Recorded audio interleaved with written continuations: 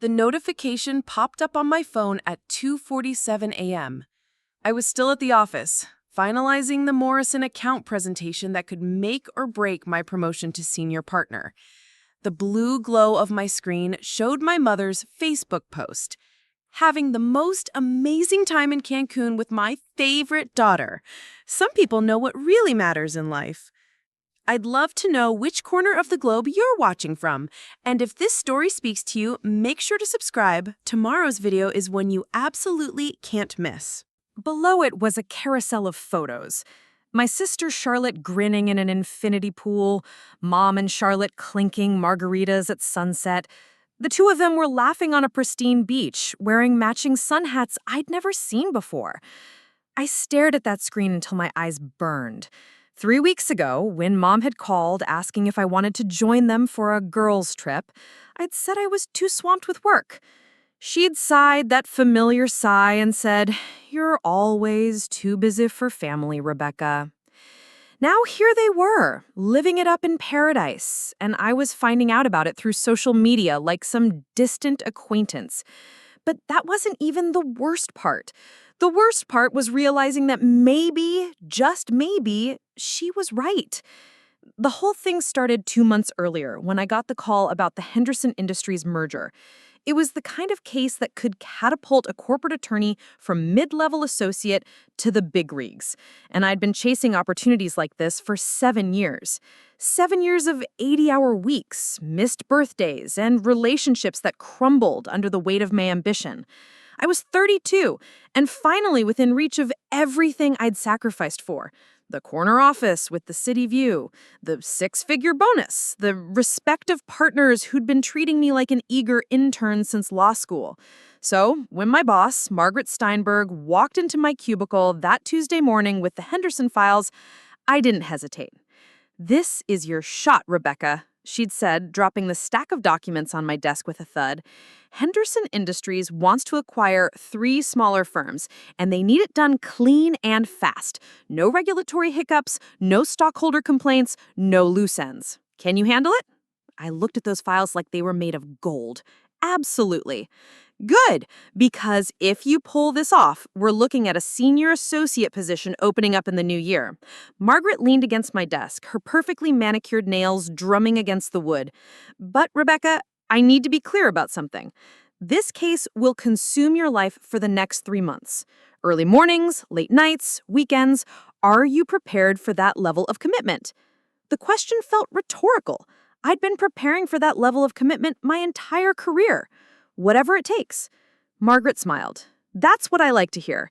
Oh, and Rebecca, Henderson specifically requested you after hearing about your work on the Caldwell acquisition. Don't let us down." After she left, I sat there staring at the files, my heart pounding with excitement and terror in equal measure. This was it. This was my moment. Everything I'd worked for, every sacrifice I had made, every relationship I'd put on the back burner, it was all leading to this.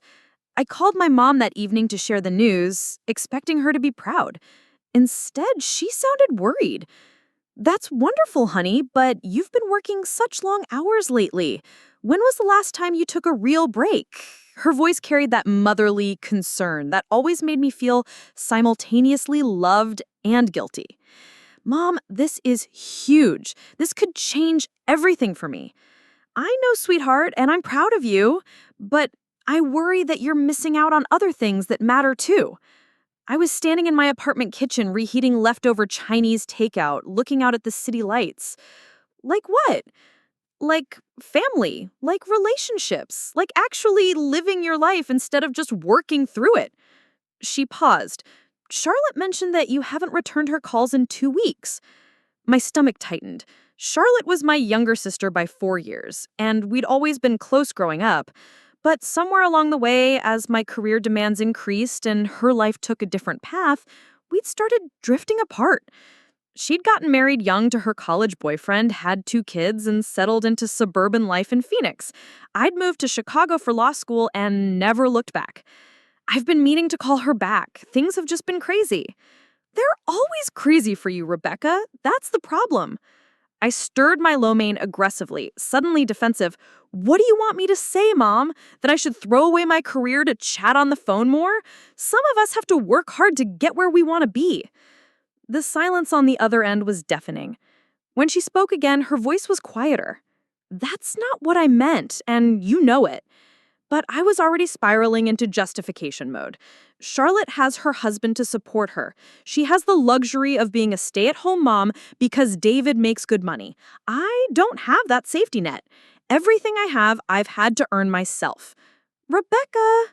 And it's not like I'm doing this for selfish reasons. I'm building something here. A career, financial security, independence. Isn't that what you always taught me to want? Another pause. I taught you to want fulfillment. There's a difference between being successful and being fulfilled. That conversation stuck with me for days. Every time I dove into the Henderson files, every time I stayed late at the office, every time I declined a social invitation because I had work to do, I heard her voice asking about fulfillment. But as the weeks passed and I got deeper into the case, those doubts faded. The Henderson merger was fascinating, complex, and challenging in all the ways that made me remember why I'd fallen in love with corporate law in the first place. I was negotiating with executives, reviewing contracts worth millions of dollars, and solving problems that required every ounce of my legal training. The validation was intoxicating. Henderson CEO James Morrison started requesting me specifically for meetings. Margaret began including me in strategy sessions with senior partners. Other associates looked at me with a mixture of respect and envy when I walked past their cubicles carrying Henderson files. I was finally being seen as more than just another ambitious associate grinding away in hope of someday making a partner. I was being seen as someone with real value, real expertise, real potential. The downside was that Margaret hadn't been exaggerating about the time commitment. I was regularly staying until midnight, coming in on Saturdays, and working through Sundays. My apartment became little more than a place to shower and change clothes between marathon days at the office. My social life, what little I'd had, evaporated completely. Friends stopped inviting me to dinner because they knew I'd cancel. I missed my college roommate's birthday party, my neighbor's housewarming, and 3 separate attempts by my coworkers to set me up on blind dates. Most significantly, I stopped returning calls from family. Charlotte left me voicemails about her kids starting school, about David getting a promotion, about funny things that happened at the grocery store. Mom called to tell me about her book club, her garden, the new restaurant she'd tried downtown. I listened to these messages while reviewing contracts, promising myself I'd call back when things settled down. But things never settled down. There was always another deadline, another complication, another fire that needed putting out. The Henderson merger was like a living thing that grew more demanding the more attention I fed it. 3 weeks into the case, Charlotte called while I was at the office on a Sunday afternoon. "Rebecca, I'm starting to worry about you. Are you okay?" I was hunched over my computer, trying to untangle a particularly complex regulatory requirement. "I'm fine, just busy." "You said that last month, and the month before that." "Because it's true. Look, Charlotte, I know you don't understand what my work involves, but this case is incredibly important." "More important than your family?" The question hit me like a slap. That's not fair. Isn't it? When was the last time we had a real conversation? When was the last time you asked about the kids, or David, or what's going on in my life? I stopped typing, suddenly aware that I couldn't remember. I ask about you guys. You ask how everyone is and then change the subject to work before I can answer. She was right, and we both knew it. But admitting that felt impossible at the moment. I'm going through a demanding period right now. Once this case wraps up, things will calm down. You always say that, but there's always another case, another deadline, another reason why work has to come first. I rubbed my temples, feeling a headache building. Charlotte, I can't do this right now. I have a presentation tomorrow morning that could determine my entire future. And I'm your sister. Doesn't that count for something? The hurt in her voice was unmistakable, but I was too deep in my own stress to properly process it. Of course it does, but I need you to understand that some things can't wait. And I need you to understand that some things shouldn't have to. After she hung up, I sat there staring at my phone for a long time. Part of me wanted to call her back, to apologize, to have the conversation she was asking for, but the larger part of me, the part that had been conditioned by years of legal training and competitive pressure, told me that emotions were a luxury I couldn't afford right now. I went back to my presentation. The Henderson presentation went flawlessly. James Morrison shook my hand afterward and told Margaret he was impressed with my thoroughness. 2 days later, I got word that Henderson Industries was moving forward with all 3 acquisitions exactly as I'd structured them. A lot of love and effort went into bringing this story to life. If you're enjoying it, we'd be so grateful if you'd subscribe to our channel. Now, back to where we left off. I should have felt triumphant. Instead, I felt hollow. The adrenaline crash after weeks of intensive work left me exhausted and strangely melancholy. I kept thinking about Charlotte's voice on the phone, the hurt I'd brushed aside in favor of PowerPoint slides and regulatory compliance. That Thursday evening, I finally called her back. It had been over a week since our argument. "Rebecca?" She sounded surprised to hear from me. "Hey, I wanted to apologize for Sunday. I was under a lot of pressure, but that's no excuse for being short with you." "It's okay. I know work is important to you." Something in her tone suggested it wasn't actually okay, but I pressed on. "How are Emma and Tyler? I feel like I've missed so much." Charlotte's voice brightened slightly. "Emma lost her first tooth last week. She was so excited about the toothberry. And Tyler started Little League. He's terrible at it, but he loves wearing the uniform." I smiled, picturing my 6-year-old nephew in an oversized baseball jersey. "I'd love to see some pictures." "I've been sending you pictures. You just don't respond to them." The comment stung, because it was true. My phone was full of unread text messages containing photos of the kids, updates about David's job, pictures of Charlotte's new haircut. I'd gotten into the habit of glancing at them quickly during work breaks, meaning to respond later, then forgetting entirely. "You're right. I'm sorry. I've been a terrible aunt lately." "You've been a terrible sister lately, too." Her bluntness caught me off guard.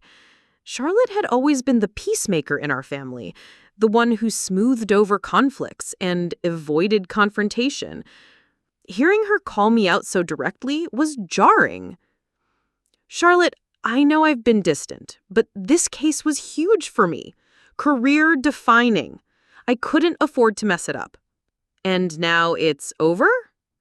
This phase is, but there will be more phases. More cases. This is what my career looks like." "Then when does it end, Rebecca? When do you get to actually live your life instead of just building your resume?" It was the same question Mom had asked, and I still didn't have a good answer. "I don't know. When I make a partner, I guess. When I feel secure." "And when will that be?" "Maybe next year. Maybe 2 years. It depends on a lot of factors." Charlotte sighed. "Do you hear yourself? You're always chasing the next milestone, the next promotion, the next case that's going to change everything. But nothing ever actually changes, except that you get busier." I walked to my apartment window, looking down at the busy Chicago street below. People were heading home from work, going to dinner, meeting friends. Normal Thursday night activities that felt foreign to my current existence. What am I supposed to do, Charlotte? Just give up on everything I've worked for? I'm not asking you to give up your career. I'm asking you to remember that you have a family who loves you and misses you. I know that. Do you? Because sometimes it feels like we're just names in your phone that you ignore.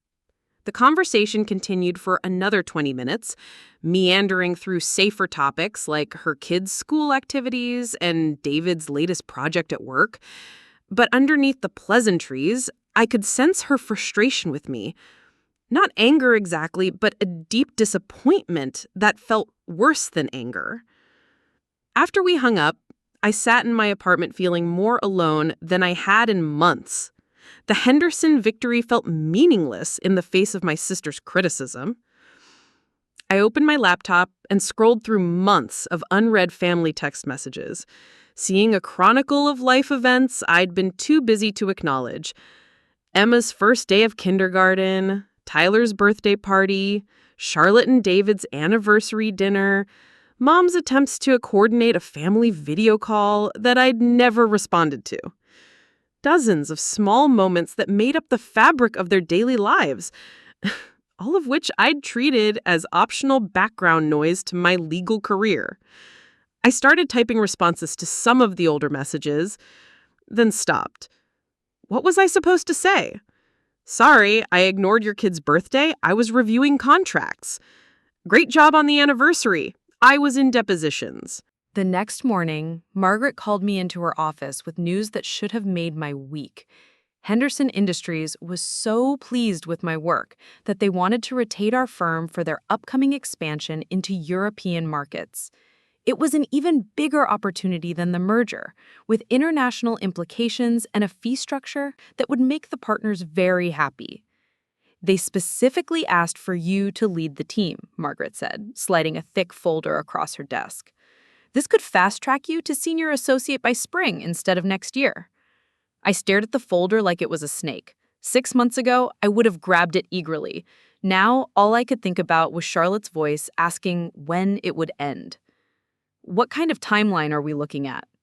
Aggressive. They want preliminary assessments by Christmas, full compliance review by March. It's going to be intense, but the payoff is enormous. Christmas was 2 months away. I thought about Charlotte's kids, about Mom's annual holiday cookies, about the family traditions I'd been increasingly absent from over the past few years. Can I have the weekend to think about it? Margaret raised an eyebrow. Rebecca, opportunities like this don't wait for convenient timing. Henderson could easily take this to another firm if we seem hesitant. I understand. I just need to consider the scope of the commitment. The scope of the commitment is everything. That's what it takes to reach the next level. She leaned back in her chair, studying me. Is there something I should be concerned about? Personal issues that might interfere with your dedication to this case? The question felt loaded with implications. In the competitive world of corporate law, any sign of wavering commitment could be career suicide. Associates who prioritize personal life over billable hours didn't make partner. They made lateral moves to smaller firms or government positions. No personal issues. I just want to make sure I can give this the attention it deserves. Good, because Henderson is watching this firm carefully. They're not just hiring us for this project. They're evaluating us as their primary legal counsel going forward. We cannot afford to disappoint them. I took the folder back to my office and spent the afternoon reading through the preliminary materials. The European expansion was fascinating from a legal perspective, involving complex international regulations, cross-border taxation issues, and merger law in multiple jurisdictions. It was exactly the kind of sophisticated, high-stakes work that I dreamed of handling when I first started at the firm. But every time I got absorbed in the legal intricacies, I heard Charlotte's voice asking when I planned to start living my life. That evening, I did something I hadn't done in months. I left the office at 6 o'clock and went to a movie by myself. It felt strange and indulgent, sitting in a dark theater on a Friday night, watching a romantic comedy that had nothing to do with corporate acquisitions or regulatory compliance. Afterward, I walked through downtown Chicago, observing the Friday night energy that I usually missed. Couples holding hands, groups of friends laughing over dinner, families with young children heading home from evening activities. The ordinary social rituals that had become foreign to my work-obsessed existence. I called Mom on my way home. "Rebecca, what a nice surprise. How are you, sweetheart?" "I'm okay. Just finished a big case and wanted to check in." "Oh, that's wonderful. I'm so proud of how hard you work." Her voice was warm but careful, like she was afraid of saying the wrong thing. "Mom, can I ask you something?" "Of course." I stopped walking, standing under a streetlight on Michigan Avenue. "Do you think I'm too focused on work?" She was quiet for a moment. "I think you're very dedicated to your career, and that's admirable, but I also think you might be missing out on other important things." "Like what?" "Like relationships, like experiences that don't fit on a resume, like being present for the people who love you." It was a gentler version of Charlotte's criticism, but the message was the same. "I'm trying to build something, Mom. Security, success, independence." "I know, honey, and I'm proud of what you've accomplished, but success without connection feels pretty empty after a while." "Did you feel that way when you were building your career?" Mom had been a high school principal for 30 years before retiring, and she'd worked hard to balance her professional responsibilities with raising Charlotte and me. "I had different pressures than you do, but yes, there were times when I worried I was so focused on doing my job well that I forgot to enjoy the life I was working so hard to build." We talked for another hour, meandering through memories of my childhood, her thoughts on work-life balance, and her hopes for my future happiness. It was the longest conversation we'd had in months, and it left me feeling both comforted and unsettled. The Henderson European expansion folder sat on my kitchen counter all weekend, unopened. I knew I needed to make a decision by Monday morning, but I found myself paralyzed between two competing visions of my future. On Saturday afternoon, I finally opened the folder and dove into the materials. Within an hour, I was completely absorbed in the legal challenges, making notes and sketching out preliminary strategies. This was what I was good at. This was what I'd trained for. This was what gave my life structure and purpose. But on Sunday evening, as I prepared to call Margaret and accept the assignment, my phone buzzed with a text from Charlotte. "Mom's been talking about planning a girls' trip for Thanksgiving week. Just the three of us. Thought you should know in case she asks." I stared at that message for a long time, knowing that Thanksgiving was exactly when the Henderson project would be hitting its most intensive phase. Monday morning came with the weight of decision pressing down on me like a physical force. I arrived at the office early, Henderson folder in hand, rehearsing different ways to tell Margaret I was ready to take on the European expansion project. But when I knocked on her door at 8:30, she wasn't alone. James Morrison himself was sitting across from her desk, coffee in hand, looking like he'd been there for a while. "Rebecca, perfect timing," Margaret gestured for me to sit. "James was just telling me how impressed Henderson's board was with your merger work.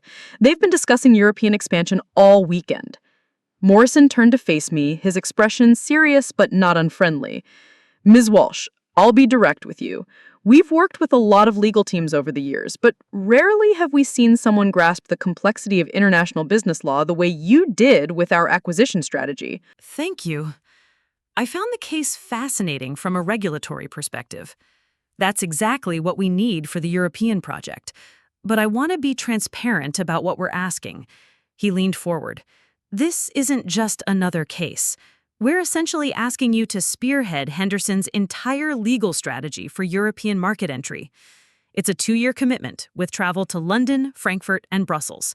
We're talking about establishing Henderson as a major player in 3 different countries simultaneously.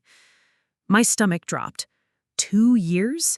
Not the 6-month intensive project Margaret had described, but a multi-year undertaking that would consume my life completely? "The compensation package reflects the scope of responsibility," Margaret added. "We're talking about a promotion to senior associate immediately, with a partnership track review in 18 months instead of the usual 3 to 5 years. Morrison nodded. Plus, Henderson would be prepared to offer a retention bonus of $50,000 with performance incentives that could double that annually. The numbers were staggering. More money than I'd dreamed of making before age 35, and a partnership track that would put me ahead of associates who'd been at the firm years longer than me. It was everything I'd been working toward, wrapped up in one impossibly attractive package. What would the travel schedule look like? I heard myself asking. Initially, 2 weeks per month overseas. Eventually, we might need you to establish a semi-permanent presence in London for 6 to 8 months. Morrison checked his phone. I know it's a significant commitment, but we believe you're the right person to build something unprecedented. After they left, I sat in Margaret's office staring out the window at the Chicago skyline. The rational part of my mind was screaming at me to accept immediately. This was the opportunity of a lifetime, the kind of career breakthrough that most lawyers could only fantasize about. The other part of my mind kept hearing Charlotte's text about the girls' trip. "Margaret, can I ask you something personal?" She looked up from her calendar, surprised. We'd worked together for 3 years, but our relationship had always been strictly professional. "Of course. Do you ever regret the sacrifices you made for your career?" Margaret was 52, one of only 3 female partners at the firm and widely respected in corporate law circles. She'd never been married, had no children, and worked 70-hour weeks as a matter of course. She considered the question carefully. "That's a complicated question, Rebecca. I've had an extraordinary career. I've worked on cases that shaped entire industries, made more money than my parents could have imagined, and earned respect in a field that wasn't always welcoming to women. But do you ever wonder what else you might have had?" "Sometimes. But I also know that the path I chose allowed me to become the person I am today. Would I have been happier married with children? Maybe. Would I have been fulfilled in the same way? Probably not. Do you think there's a way to have both, career success and personal relationships?" Margaret smiled, but it was tinged with sadness.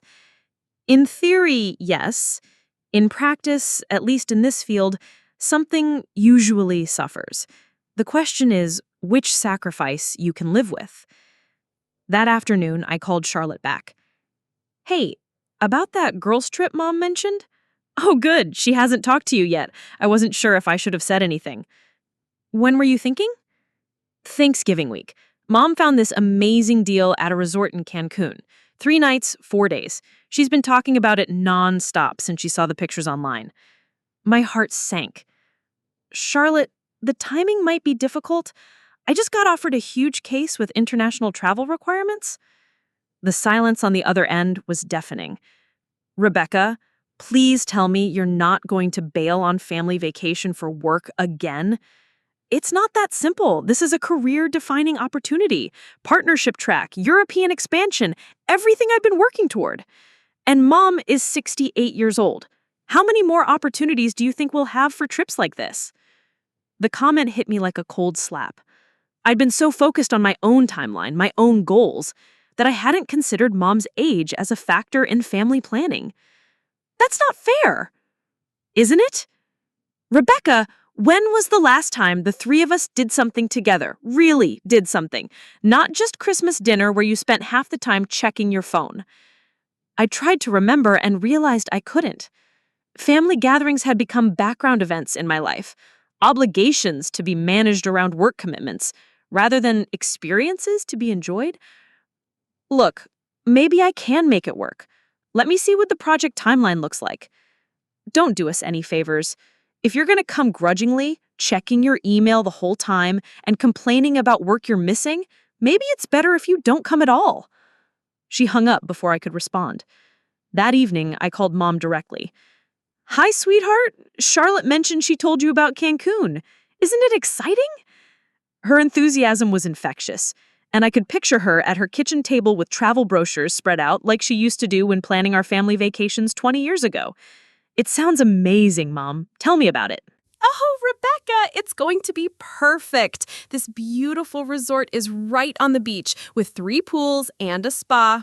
I found this package deal that includes meals and drinks, and Charlotte found flights for practically nothing. Her voice bubbled with excitement. I've been dreaming about a trip like this since your father passed. Dad had died 2 years ago, after 43 years of marriage. Mom had handled his loss with remarkable grace, but I knew she'd been lonely. The idea of her planning this trip as a way to reconnect with her daughters made my chest tight with emotion.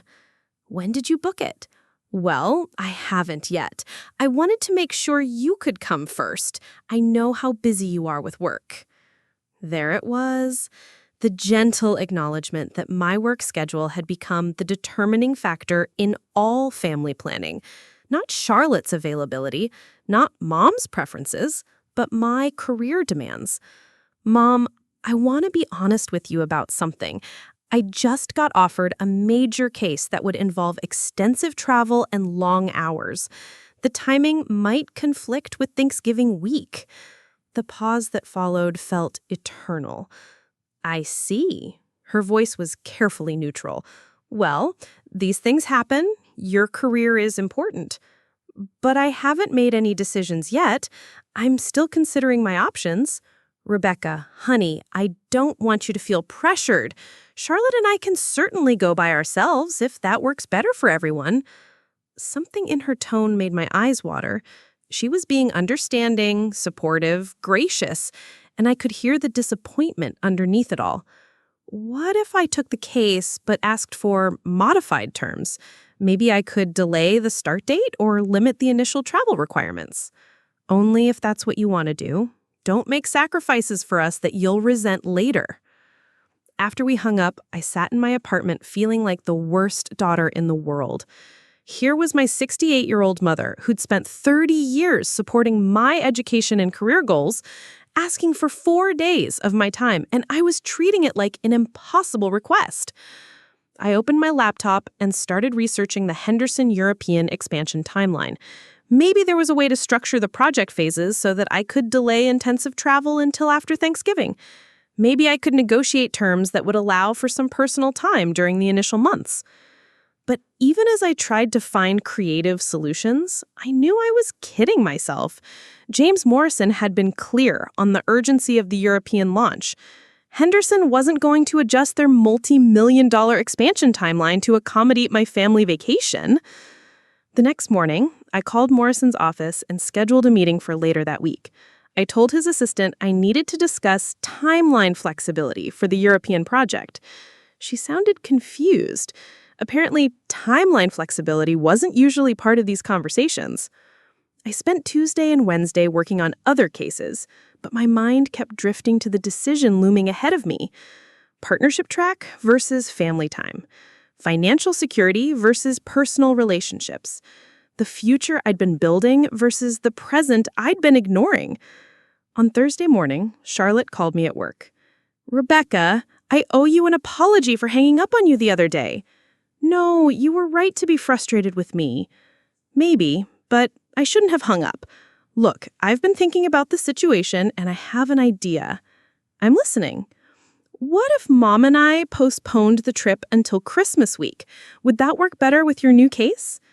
The offer was generous and completely unexpected.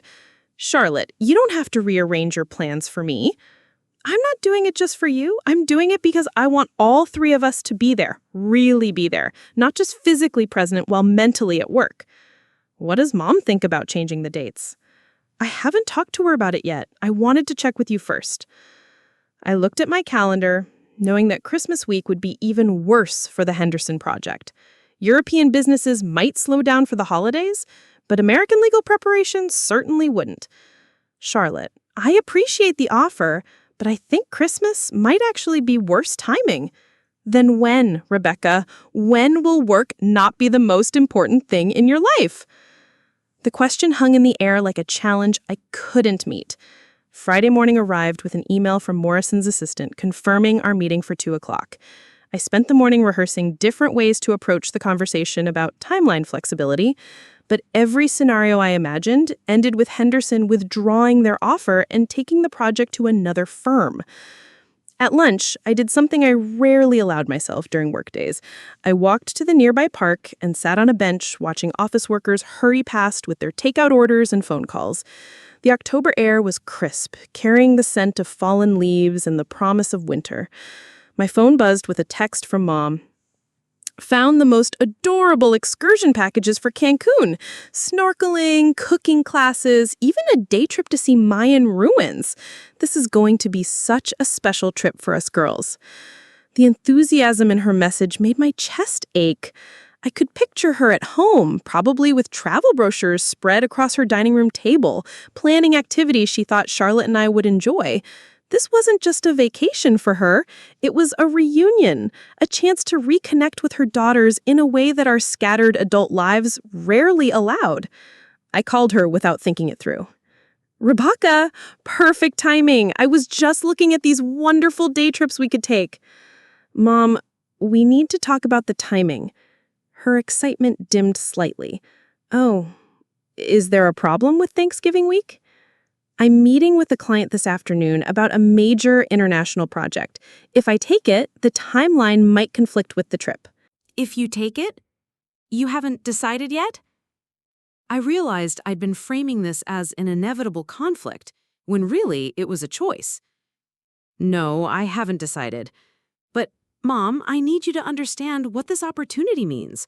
Partnership track, European markets, financial security beyond anything I've ever imagined. That sounds wonderful, sweetheart. I'm proud of how far you've come. But nothing. If this is what you want, then I support you completely. Her response frustrated me because it was so selfless, so typically maternal. What do you want, Mom? Forget about my career for a minute. What do you actually want? She was quiet for a long time. I want to spend time with my daughters. Real time. Not hurried phone calls or rushed holiday dinners where everyone's distracted. I want to laugh with you girls, maybe drink too many margaritas and tell embarrassing stories about when you were little. The image she painted was so appealing that it physically hurt. And if I can't make it work, then Charlotte and I will have a lovely time and we'll take lots of pictures to show you. Something about the way she said it, so matter-of-fact and accommodating, made me realize how often she'd probably had to adjust her expectations around my schedule. How many family plans had been modified or canceled because of my work commitments?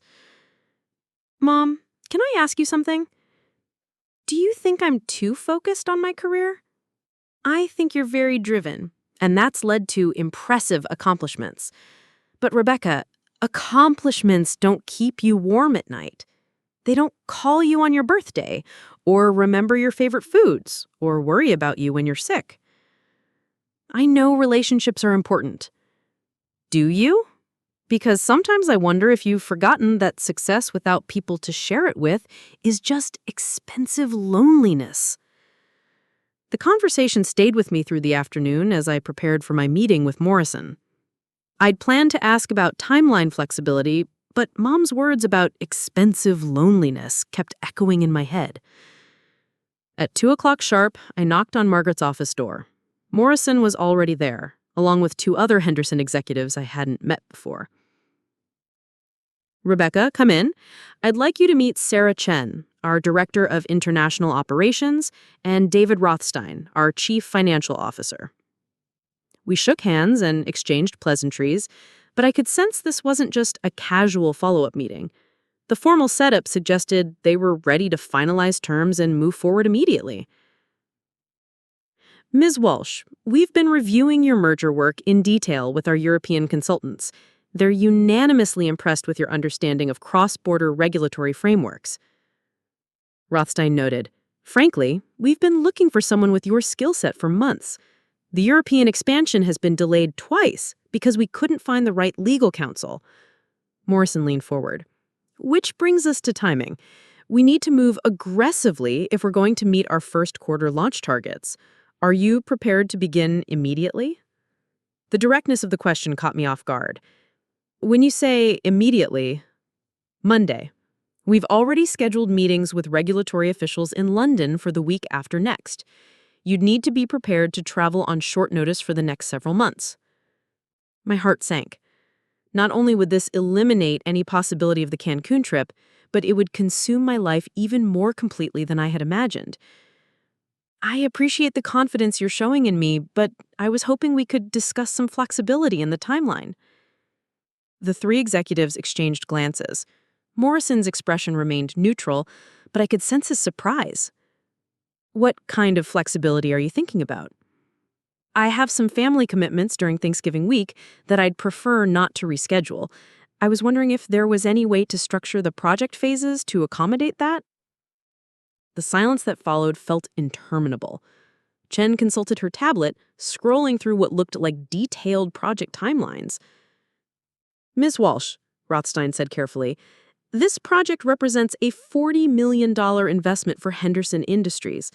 Our board expects constant forward momentum, especially during the initial phases. I understand that, and I'm fully committed to delivering exceptional results. I'm just asking about 1 week. 1 week that happens to coincide with crucial regulatory filings in 3 different countries. The European Union has specific windows for these applications. Missing deadlines could delay our entire launch by months. Morrison studied my face. Rebecca, I'll be frank with you. When we discussed this opportunity with Margaret, she assured us that you were completely available and dedicated to seeing this project through. Are you having second thoughts about the scope of commitment required? The question felt like a trap. Admitting to any reservations would likely end the conversation immediately, but lying about my concerns felt equally problematic. I'm absolutely committed to the project's success. I was simply trying to honor a pre-existing family obligation. What kind of family obligation? Morrison asked. The question felt invasive, but I could see that my answer would determine whether the conversation continued. A vacation with my mother and sister. My mother has been planning it for months.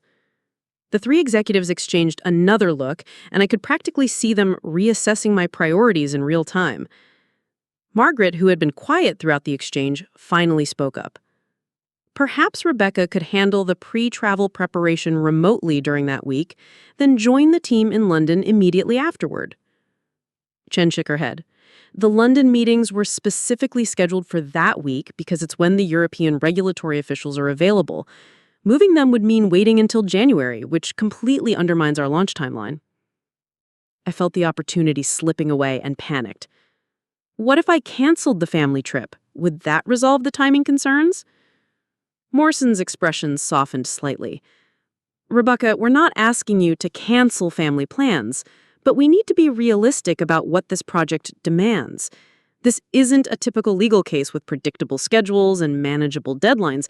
This is essentially a 2-year sprint to establish Henderson as a major European player. I understand. Do you? Because once we move forward, there won't be opportunities to step back for personal commitments. This project will need to be your primary focus, potentially your only focus, for the foreseeable future.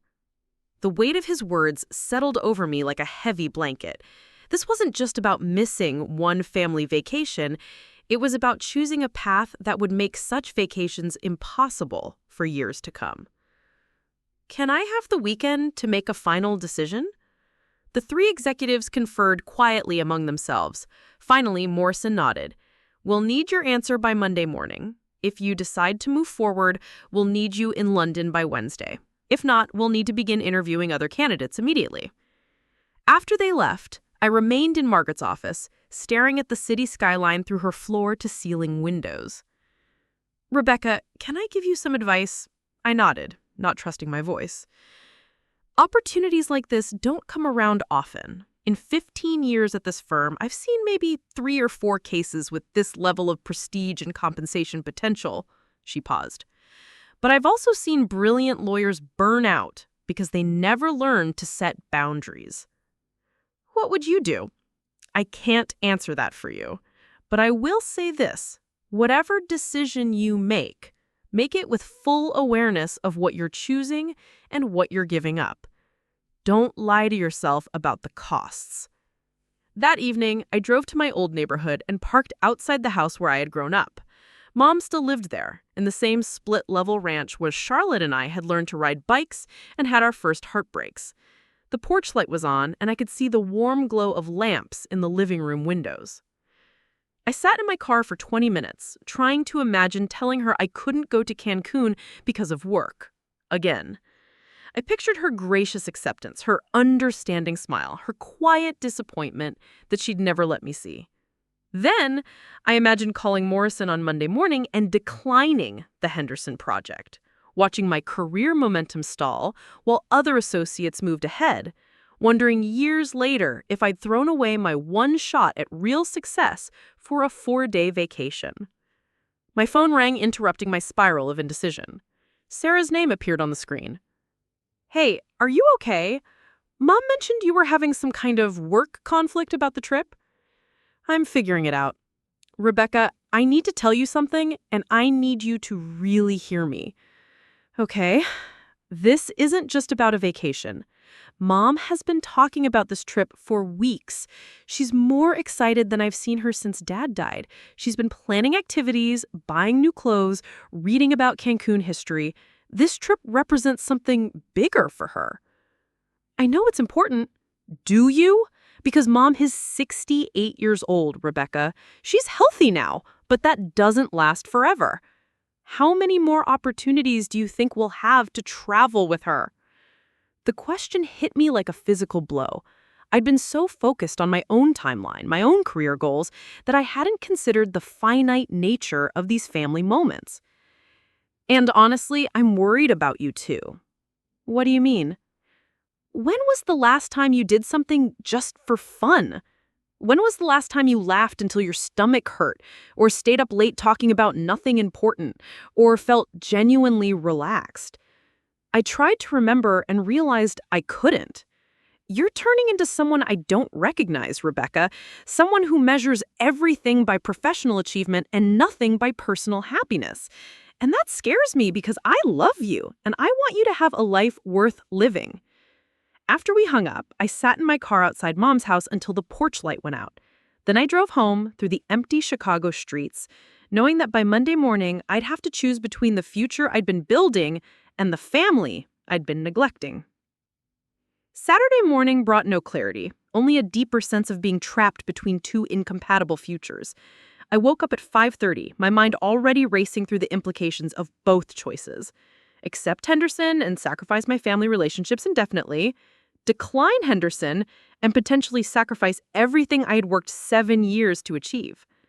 I made coffee and sat at my kitchen counter, staring at 2 pieces of paper I'd written the night before. On one, I'd listed all the reasons to take the Henderson project: partnership track, financial security, professional prestige, international experience. On the other, I had tried to articulate what I'd be giving up: family time, personal relationships, any semblance of work-life balance. The problem was that the benefits were concrete and quantifiable, while the costs felt abstract and emotional. How do you weigh a guaranteed promotion against your mother's disappointment? How do you balance a $50,000 bonus against your sister's concerns about losing you to ambition? My phone buzzed with a text from an unknown number. "Rebecca, this is Sarah Chen from Henderson. Could we schedule a brief call this weekend? I'd like to discuss some additional project details that might influence your decision." I stared at the message, wondering what additional details could possibly make this choice more complicated than it already was. I called her back within the hour. "Rebecca, thank you for getting back to me so quickly. I wanted to share some information that James didn't mention yesterday." "I'm listening." "The European expansion isn't just a 2-year project, it's potentially the foundation for Henderson's entire international strategy going forward. If we're successful in Europe, we're looking at similar expansions in Asia and South America over the next decade." My stomach clenched. A 10-year-long commitment was so far beyond what I had originally imagined that it felt like a completely different conversation. "What would that mean in practical terms?" It would mean that you'd essentially become Henderson's Director of International Legal Affairs. We're talking about creating a position that doesn't currently exist, with compensation and responsibilities that would put you among the top corporate attorneys in the country before you turn 40. The offer was so extraordinary that I had to sit down. Director of International Legal Affairs at a Fortune 500 company would be the pinnacle of corporate law achievement. It was the kind of position that most attorneys could only dream about, even after decades of experience. Rebecca, I need you to understand that we're not making this offer lightly. We've reviewed hundreds of legal profiles over the past year, looking for someone with the specific combination of technical expertise and strategic thinking that international expansion requires. You're the only candidate we found who meets all our criteria. I'm honored by your confidence, but I also need to be completely transparent about what this path would involve. The next 10 years of your life would be consumed by international business law, extensive travel, constant deadlines, minimal personal time. It's not a career for someone who wants traditional work-life balance. The honesty was both refreshing and terrifying. At least they weren't pretending this would be manageable alongside a normal personal life. Can I ask you something personal, Sarah? Of course. Do you have a family? Children? She laughed, but it sounded hollow. I'm divorced, no children. My ex-husband used to joke that I was married to my job, and it turned out he wasn't entirely wrong.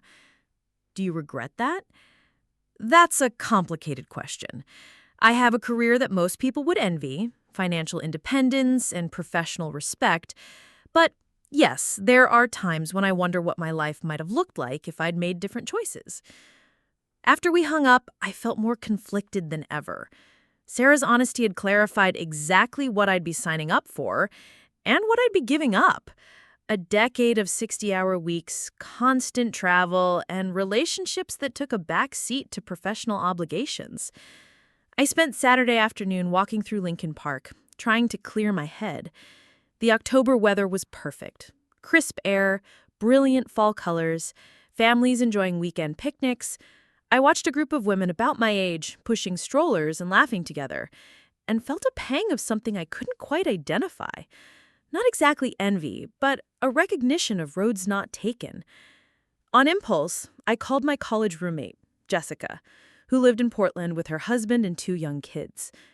Rebecca? Oh my God, it's been forever. How are you? I'm good, facing a big career decision and feeling a little lost. Tell me everything. I explained the Henderson situation, the family vacation conflict, and my growing uncertainty about the path I'd been pursuing so single-mindedly. Wow, that's a huge opportunity. But nothing. If this is what you want, then it's amazing. I just wonder.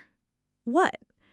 When we were in college, you used to talk about wanting a career that would give you independence and security, but also about wanting to travel for pleasure, have meaningful relationships, maybe even have kids someday. What happened to those other goals? The question stopped me cold. I had been so focused on the career part of my college dreams that I'd completely forgotten about the personal aspirations that had been equally important to 22-year-old me. I guess I figured the personal stuff would work itself out once I got established professionally. And has it? I looked around the park at all the couples and families enjoying their weekend together. Not exactly envy, but a recognition of roads not taken. Rebecca, can I tell you something without you getting defensive? Probably not, but try anyway. You sound miserable. Successful, but miserable. And I'm worried that this Henderson thing, as amazing as it is professionally, might make you even more miserable. What do you mean? I mean that you're already working all the time and feeling disconnected from your family. How is committing to 10 more years of the same thing going to improve your life? It would improve my financial security, my professional status, but would it improve your happiness? I didn't have an answer for that. Sunday morning, I drove to Mom's house without calling ahead. I found her in the kitchen making pancakes and listening to old jazz records. The same Sunday morning routine she'd maintained since I was a child. Rebecca, what a wonderful surprise. Have you eaten? Not yet. Perfect. Sit down. These are almost ready. I settled into my old chair at the kitchen table, surrounded by the familiar comfort of my childhood home. The walls were covered with family photos spanning 30 years. Birthday parties, graduations, holidays, casual moments that documented our shared history. Mom, can I ask you about Dad? She looked up from the stove, surprised. Of course, sweetheart. What about him? Do you think he was happy with his career choices? Dad was an accountant for the same firm for 25 years. Not glamorous work, but steady and reliable. He never made a lot of money, but he was home for dinner most nights, coached my little league team, and never missed a school play or parent conference. I think he was very happy with his choices. Why do you ask? I've been thinking about success and what it means. Dad never had the kind of career I'm pursuing. No prestige, no big money, no international travel. But he seemed content. Mom sat down across from me with her coffee. Your father understood something that a lot of people never figure out. He knew the difference between a job and a life.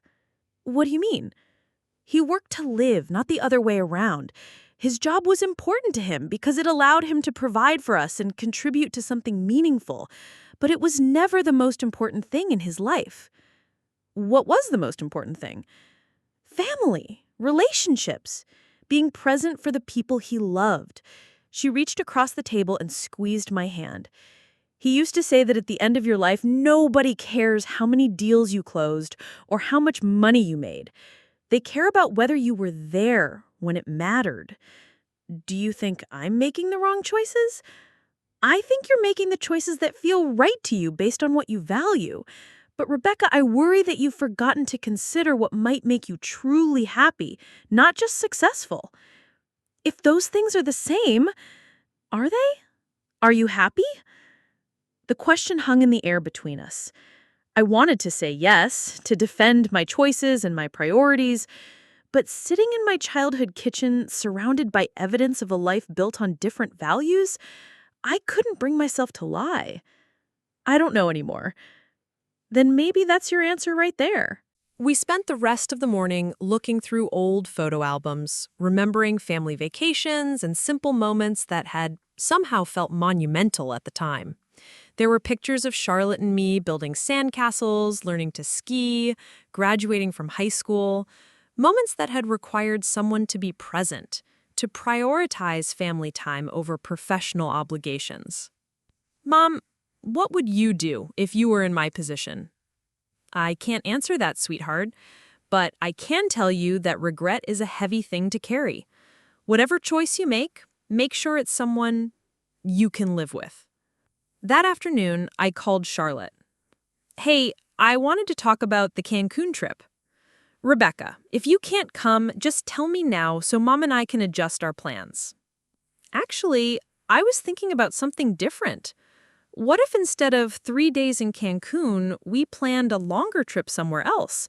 Maybe a week in Europe or 2 weeks touring California?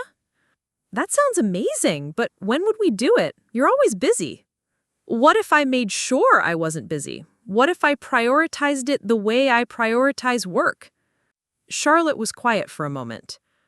What's going on? This doesn't sound like you. Maybe I'm tired of sounding like me. Are you saying you might turn down this big Henderson opportunity? I'm saying I'm considering it. The question is whether I'm crazy for even thinking about it. Rebecca, can I tell you something?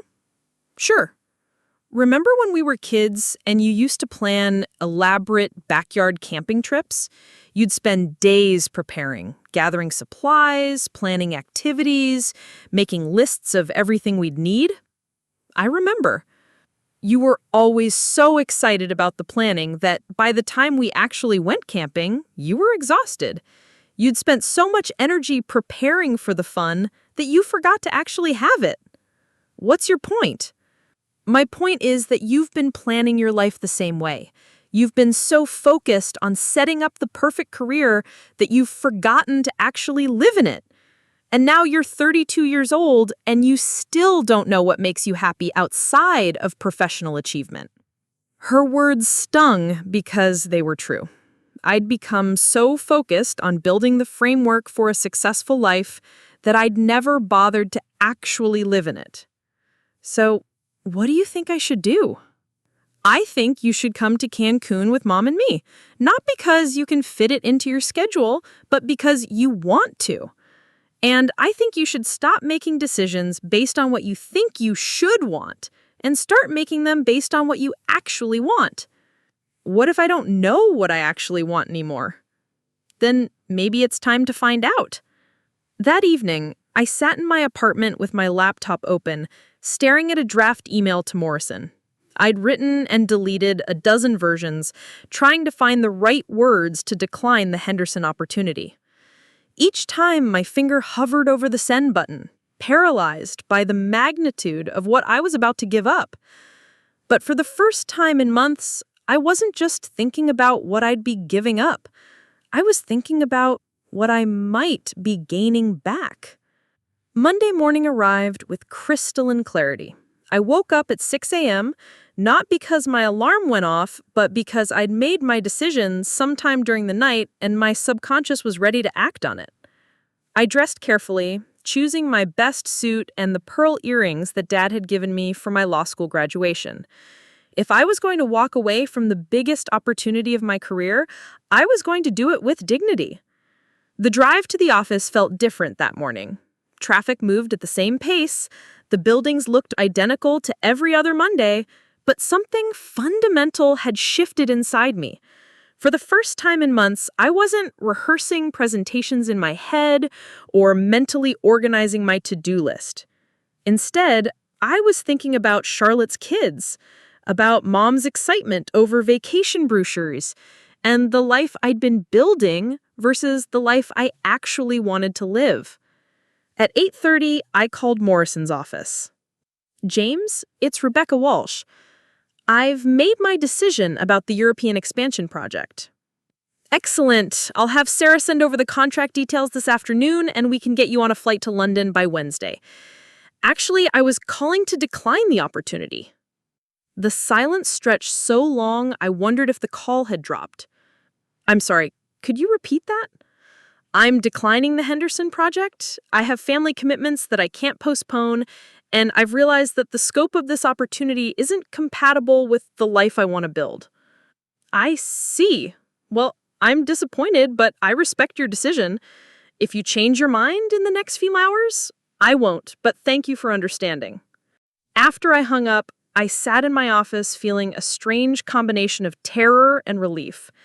I just walked away from financial security, professional prestige, and everything I'd been working toward for 7 years. By any rational measure, it was career suicide. But for the first time in months, I felt like I could breathe properly. The news traveled through the firm with the speed of office gossip, which is to say, Margaret appeared in my doorway within 10 minutes, looking like she'd witnessed a natural disaster. Please tell me you didn't just do what I think you did? I declined the Henderson project. She closed my office door and sat down heavily in the chair across from my desk. Rebecca, do you understand what you've just given up? Not just this opportunity, but your entire partnership track? The firm isn't going to forget that you turned down our biggest client. I know. Then explain to me what could possibly be worth throwing away everything you've worked for. I thought about all of the conversations that had led to this moment. Charlotte's frustration, Mom's quiet disappointment, my own growing sense of emptiness despite professional success. Because I realized that becoming a partner in a firm that demands I sacrifice everything else in my life isn't actually the goal I want to achieve. So what are you going to do? You can't just coast here after rejecting a $40 million client. The partners are going to want answers. I don't know yet, but I'm going to Cancun with my mother and sister, and I'm going to figure out what comes next from there. Margaret leaned back in her chair, studying me like I was a puzzle she couldn't solve. You know, when I started at this firm 25 years ago, I had a mentor who told me that the law was a jealous profession. It would give me everything I wanted professionally, but only if I was willing to sacrifice everything else. Do you regret following that advice? I thought I didn't. I have the corner office, the respect of my peers, financial independence. But sitting here watching you choose family over career advancement, I'm wondering if I've been lying to myself about what success actually looks like. The conversation felt surreal. Margaret had always been the epitome of professional dedication, someone I'd admired and tried to emulate. Hearing her express doubts about her own choices made my decision feel less like professional suicide and more like professional courage. Margaret, can I ask you something personal? At this point, why not? Are you happy? She was quiet for a long time, absently straightening papers on my desk. I'm fulfilled by my work. I feel proud of what I've accomplished. But happy? That's a more complicated question. What would make you happy? I honestly don't know anymore. I've been so focused on professional goals for so long that I'm not sure I remember what personal happiness feels like. The rest of the morning passed in a blur of awkward conversations with colleagues who'd heard about my decision. Some seemed genuinely concerned about my mental state. Others were clearly calculating how my departure might benefit their own advancement. By noon, I'd received 3 separate invitations to lunch from associates who wanted to hear the gossip firsthand. Instead of dealing with more office politics, I decided to take an early lunch and walk through the city. The October weather was perfect, crisp and sunny, and I found myself noticing details I'd been too rushed to see during my usual hurried commutes. Street musicians playing jazz on corners, couples sharing coffee at sidewalk cafes, children feeding ducks in fountain parks. This was the Chicago I'd moved to 8 years ago, full of energy and possibility. Somewhere along the way, my world had shrunk to the few blocks between my apartment and the office, with everything else becoming background noise to my professional ambitions.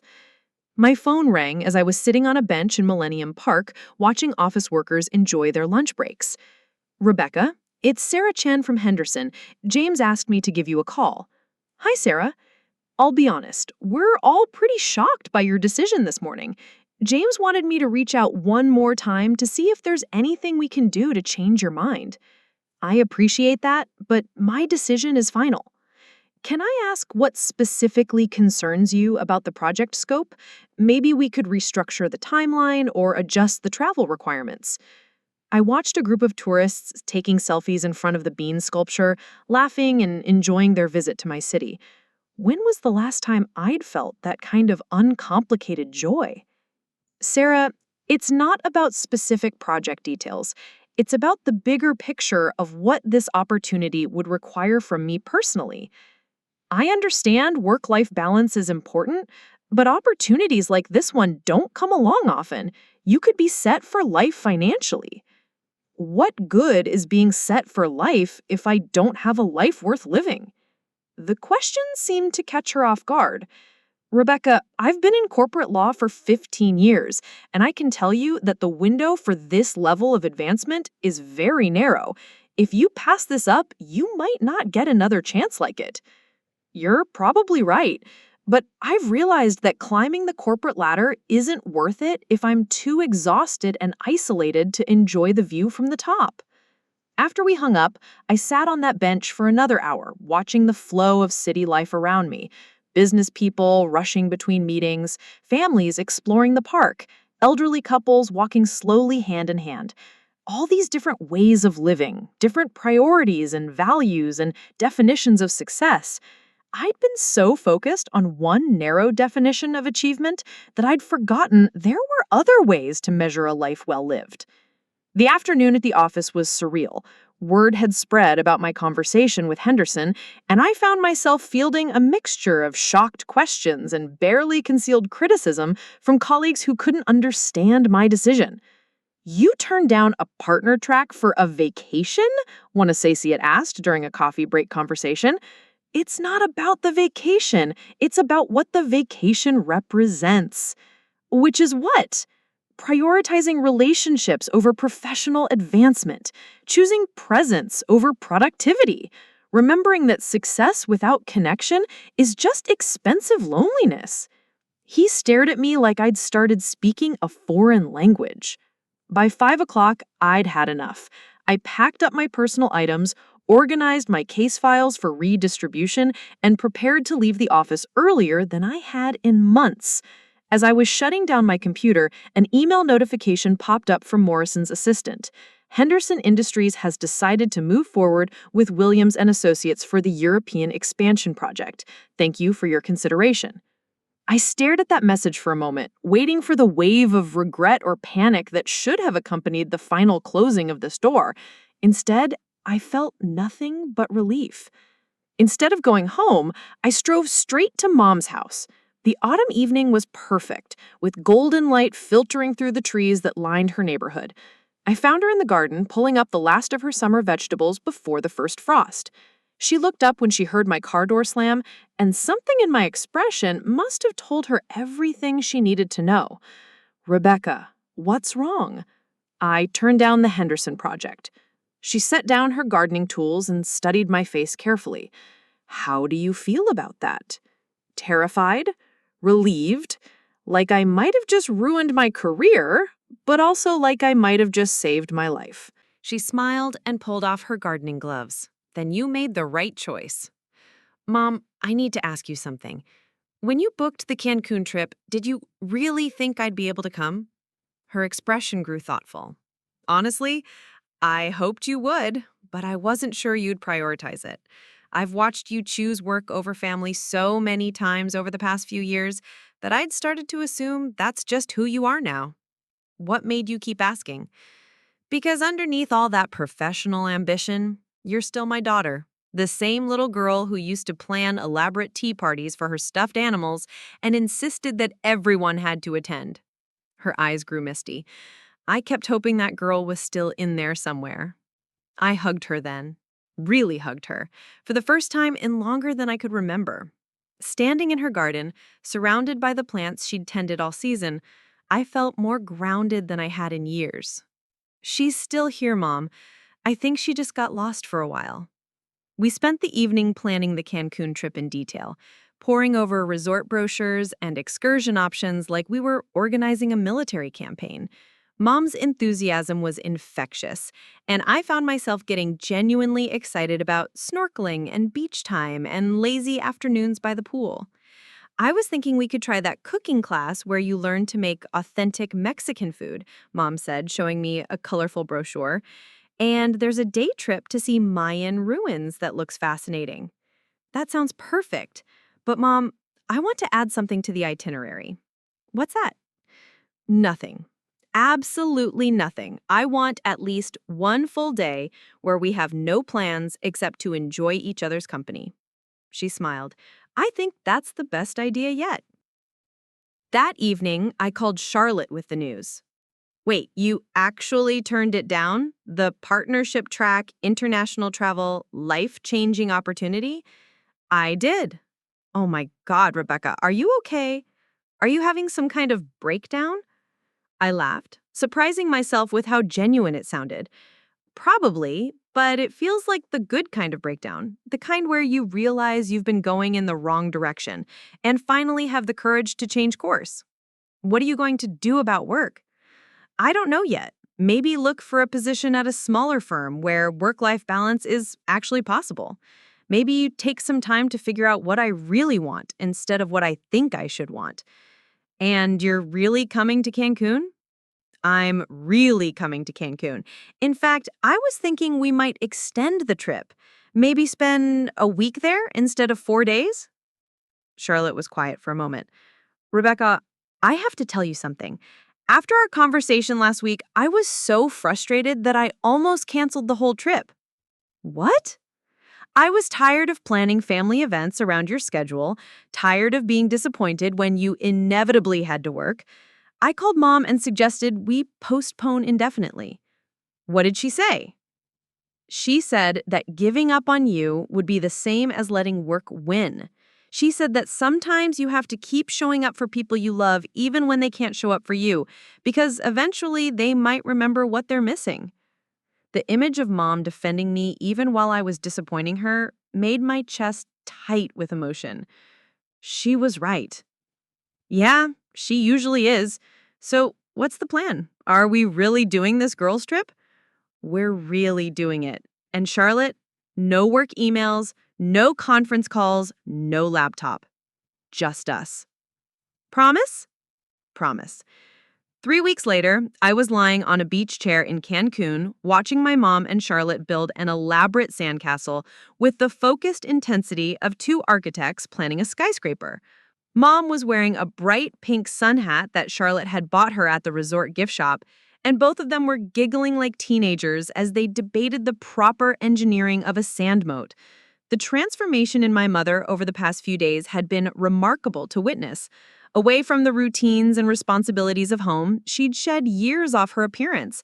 She was playful, adventurous, quick to laugh, and eager to try new experiences.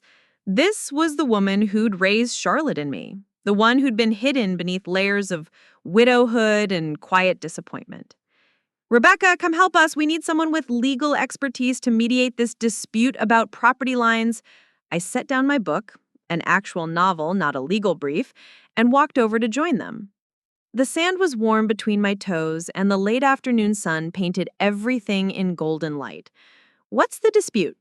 Charlotte thinks the moat should go all the way around the castle, but I think that's structurally unsound, Mom explained with mock seriousness.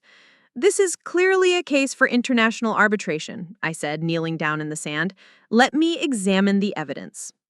For the next hour, we worked on the sandcastle with the kind of focused collaboration that I had forgotten could exist outside of work projects. There were no deadlines, no billable hours, no performance metrics, just three women enjoying each other's company and the simple pleasure of creating something together. The conversation flowed effortlessly between childhood memories, current events, and future plans. Charlotte told us about Tyler's latest Little League adventures and Emma's growing obsession with dinosaurs. Mom shared stories about her book club's latest selection and her plans for redecorating the guest room. I found myself contributing stories about Chicago restaurants I'd discovered and weekend activities I wanted to try. It occurred to me that this was the first conversation I'd had in months that didn't revolve around work stress or professional concerns. We were just talking, the way families do when they're comfortable and connected. As the sun began to set, Charlotte took out her phone and started snapping pictures of our architectural masterpiece. Mom, get next to Rebecca by the castle. This needs to be documented. Mom put her arm around me, both of us sandy and sun-kissed and completely relaxed. Charlotte took a few pictures, then turned the camera around to include herself in a selfie. These are going straight to Facebook, she announced, with the caption, "Having the most amazing time in Cancun with my favorite daughters." I watched her post the photos immediately, adding heart and airplane emojis, and felt a strange sense of completion. These were the pictures I'd seen that night in my office, the ones that had made me realize how disconnected I'd become from my own family. Now I was part of creating them, part of the joy and connection they represented. Later that evening, as we sat on the resort terrace sharing a bottle of wine and watching the waves, Mom raised her glass. I want to make a toast. To my daughters, who taught me that it's never too late to rearrange your priorities. To family, Charlotte added. To second chances, I said. We clinked glasses as the Mexican sunset painted the sky in brilliant oranges and purples. My phone buzzed with notifications, probably work emails that I would have frantically checked 6 months ago. Instead, I turned it face down on the table and focused on the conversation flowing around me. Rebecca, Mom said, I have to tell you something. When you first said you might not be able to come on this trip, I was disappointed but not surprised. I'd gotten used to your work taking priority over everything else. Mom, let me finish. But seeing you here, really here and present and engaged, reminds me of who you used to be before you got so consumed with professional success. And I realize now that I'd started to mourn that version of you, like she was gone forever. Nodded. I felt the same way. It's like we got our sister back. Their words hit me harder than any professional criticism ever had. I'd been so focused on becoming successful that I had lost track of who I was beyond my job title and career ambitions. I'm sorry it took me so long to remember what actually matters. Don't apologize, just don't forget again. We spent the rest of the evening making plans for future trips, laughing about childhood memories, and enjoying the kind of deep, unhurried conversation that had become foreign to my work-obsessed existence. For the first time in years, I was exactly where I wanted to be, with exactly the people who mattered most. The Henderson opportunity was gone, my partnership track was derailed, and my financial future was uncertain. But sitting there with Mom and Charlotte, laughing until my stomach hurt and making plans for our next adventure, I realized that I'd finally learned the difference between building a career and building a life, and there was no doubt in my mind which one was worth more. Looking for more? We've got 2 amazing stories ready for you right on screen. If this one touched you, these are absolutely worth your time. Click to watch them now. And hey, subscribe and hit that bell to never miss our latest uploads.